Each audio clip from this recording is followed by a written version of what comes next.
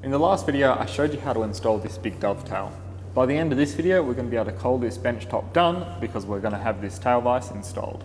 So there's two lots of mods we have to do to this press vise to make it work as a tail vise. The first thing we have to do is modify the foot of this press vise so that it will accept the jaw of the vise or the sliding block of the vise. And the second lot of mods is done to the bench itself. So we need to put a track in the bench so that the block of the vise is supported throughout its full travel. For those that are wondering, this is made by Shopfox and it's marketed as a press vise. Now there is a link to where you can buy this through my affiliate Amazon store. So if you're an Amazon user, you can go through my store and I'll get sort of rewarded for your purchases. But for us Aussies, we need to get it through either Carbotech or McJing Tools. So McJing Tools do sell them cheaper, but I haven't been able to get onto their website for a couple of weeks now, so I don't know what's going on. As far as modifying the vise goes, it's pretty simple. The first thing we need to do is just grind down the sides here just a little bit so that it will freely move inside of here. So we don't want any risk of this getting jammed on its travel. So as you can see, if I have it just on the right angle, it already gets jammed. So we'll take that over to our bench grinder and just grind a very small amount of material off both sides. The second thing we need to do is just drill a couple of holes in the foot here so we can actually secure it onto the sliding block of our tail vise. So installing this screw couldn't be simpler. So we want the screw to be centered in this cavity here. And we also want it to be centered in our dog hole strip here. So all we need to do is extend these two sort of locations. Once we have those lines on the front face, we just go from each corner and draw a line. And where those two lines we just drew meet, that's where we drill our 18 to 20 millimeter hole that receives the screw of our vise.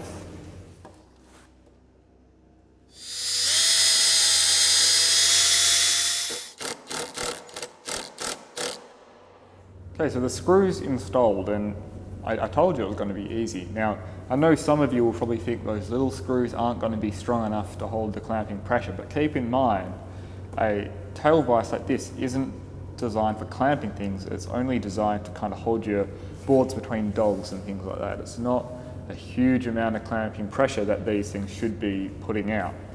If you are concerned, of course, you can put through machine nuts and bolts through there, but I've had my workbench set up with a similar arrangement for almost a year now, and they're still in there as good as they were the day I put them in. So with that installed, let's get on to making this sliding block. Okay, so the sliding block comes from the dog hole strip directly. So we'll take this piece out of the bench.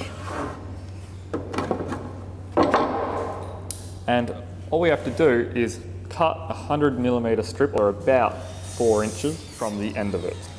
Okay, so with that marked, we'll also now just cut a notch that will sort of hide this foot from above. So if we left it like that, the view from above, you'd see a white foot. That's kind of ugly. So if you notch it out, you're just going to see a solid block of wood. Now I'm using my bandsaw, but you could do it just as easily with a handsaw.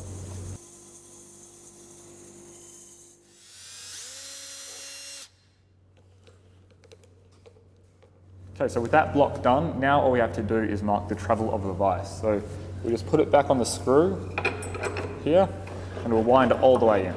Once it's bottomed out, we'll take it out by a full revolution, so 1 full turn. And on the slab here, we'll just mark it. And where that line is where we line up our dog hole strip when we glue it on. So that's what we're going to do now.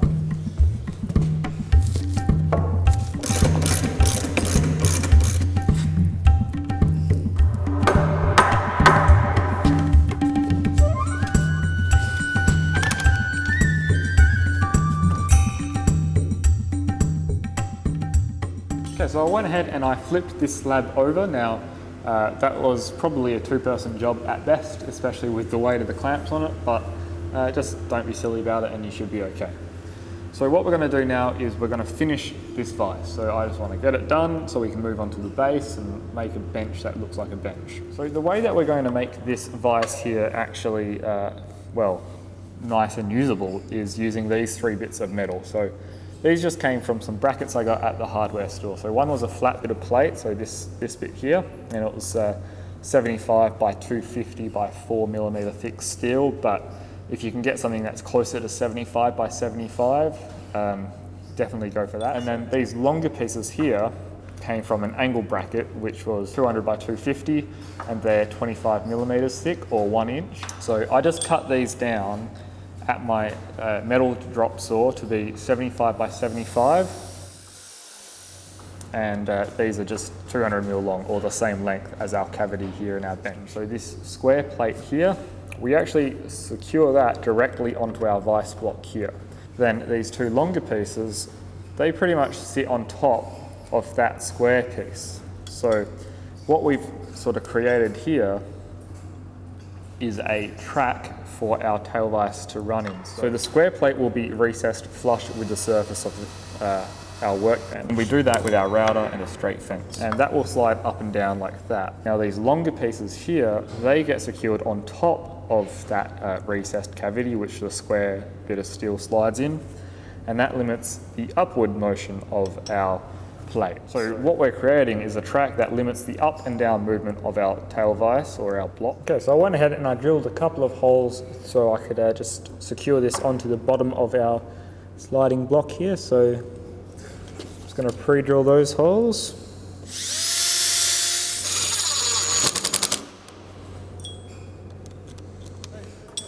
And then with that plate secure, these longer pieces just go over that recess like so.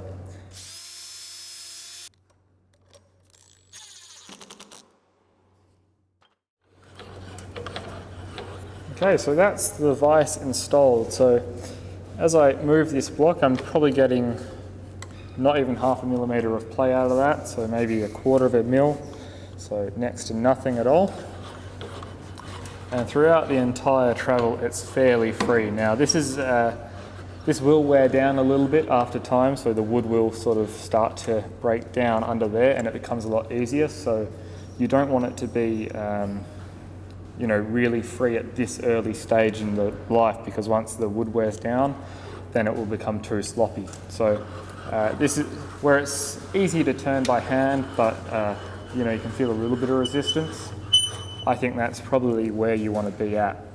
Okay, so that's the tail vise installed. So as you can see, it's a fairly simple modification. It is just a really simple track.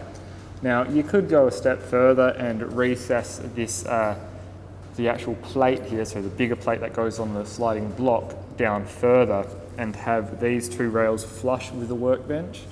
But it's the underside of the workbench and I don't think it's really that big of a deal to have them on display, but of course it is a personal choice. So with the tail vise installed, that's the top done pretty much. Now we do have to still cut the dog holes and also cut the mortises for the base, but to me that's finishing up touches, and we'll do that towards the end of the build. So in the next set of videos, we're going to be starting to look at the base, and the base should go together fairly simply. It's a very simple construction.